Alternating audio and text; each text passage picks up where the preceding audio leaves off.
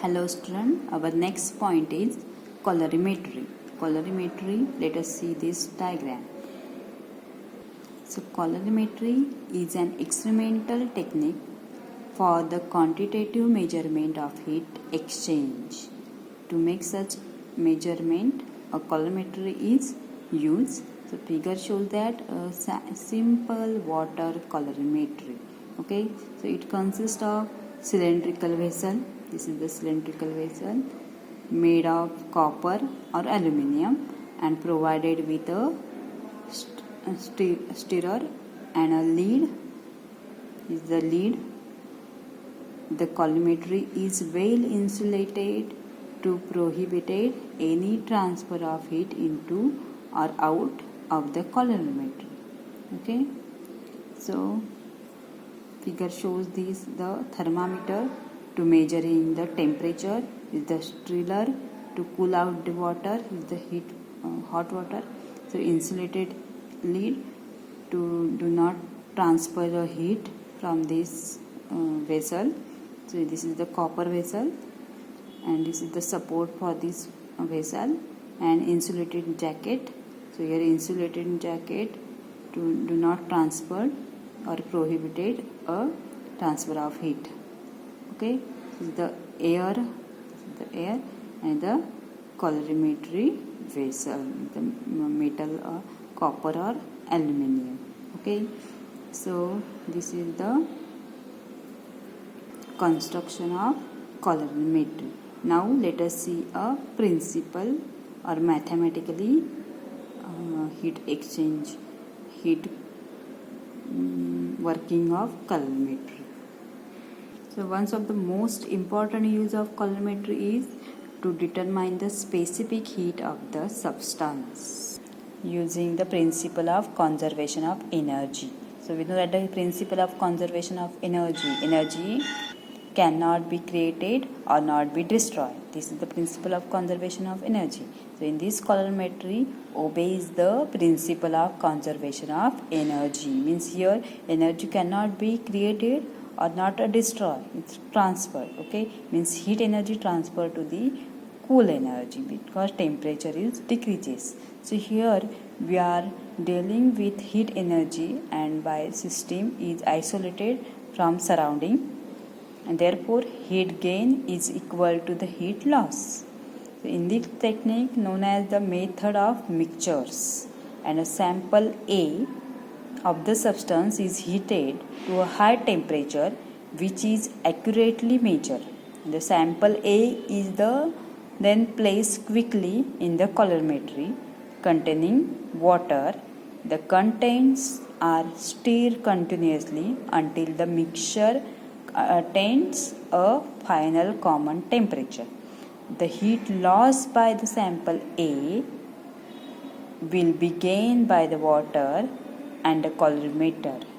The specific heat of the sample A of the substance can be calculated as it is. So we measure the specific heat capacity by using this data. Okay, so now let us see that M1 is the mass of the sample A, because sample A put up in a water, and then is the hot sample. Then is this sample is losses is heat energy and water is gain its energy. Okay, so M2 is the mass of the colorimeter and the stirrer, and M3 is the mass of the water in colorimeter. So S1 is specific heat capacity of the substance of sample A, and S2 is the specific heat capacity of the material of calorimeter and stirrer, and S3 is the specific heat capacity of water.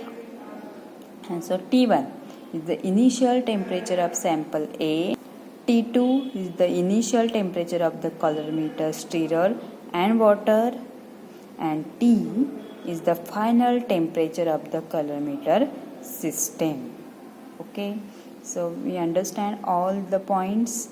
And so M1 is the mass of the sample, M2 is the mass of the calorimeter and the stirrer, Okay, and M3 is the mass of the water in calorimeter.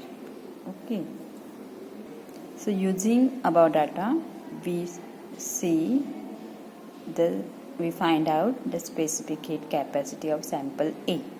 Okay, so heat lost by sample A is M1 S1 T1 minus T, because M1 is the mass of the sample A, S1 is the specific heat of the sample A, and T1 is the temperature, initial temperature of sample A, and T is the final temperature of this system.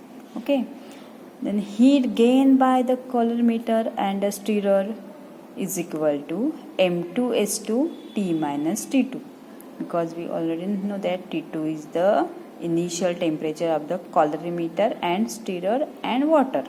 Okay, so heat gained by the water is equal to M3S3 T minus T2.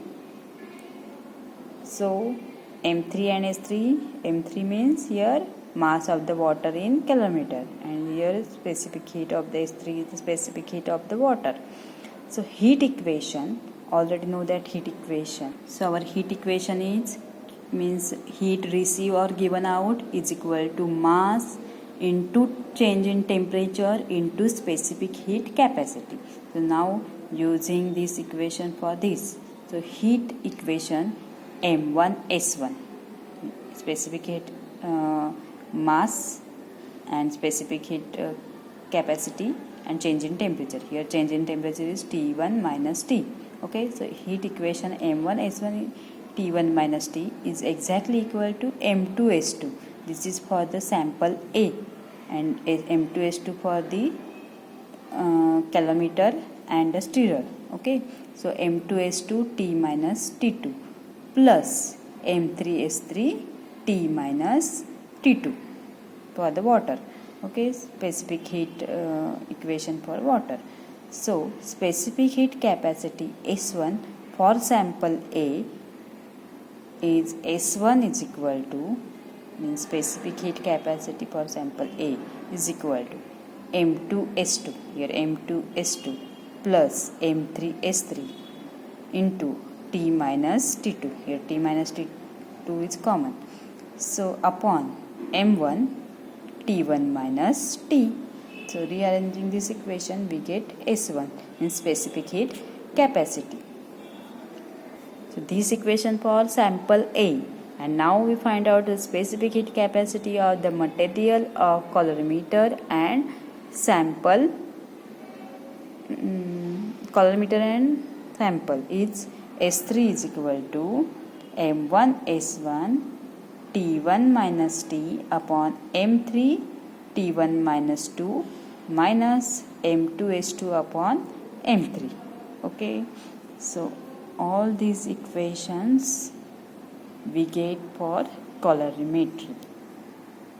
So in this calorimetry experiment we using heat from the solid sample A is given out to the liquid, and therefore the sample should be denser than the liquid, so that sample does not float on the liquid, it is dissolved in that. Okay, so here our point is completed.